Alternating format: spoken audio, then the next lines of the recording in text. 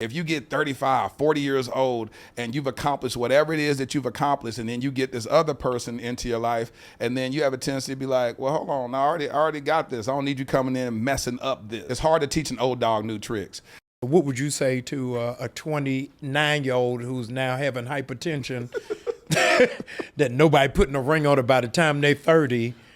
Well, I believe that also when they go to the doctor's office, a lot of that comes from that. If you're desiring to have kids and you want to do it within the confines of marriage, that they're hearing doctors that say, hey, if you don't have kids by the age of 35, right, now those eggs begin to decrease and you need to consider freezing your eggs. So there's a real live timeline when it comes to that. When it comes to marriage and relationships, I do believe that people should be.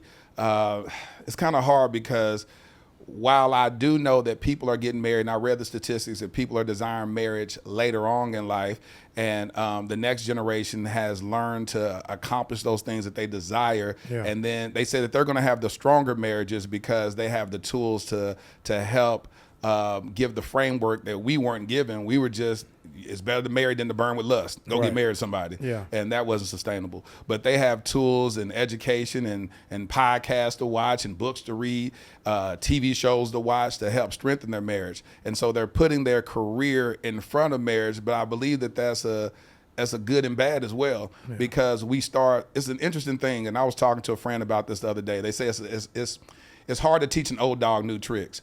What happens is that the longer you become single, you get married, it's hard to, marriage is about compromise. And so if you get 35, 40 years old and you've accomplished whatever it is that you've accomplished, and then you get this other person into your life, and then you have a tendency to be like, well, hold on, I already got this. I don't need you coming in and messing up this. Right. I posted a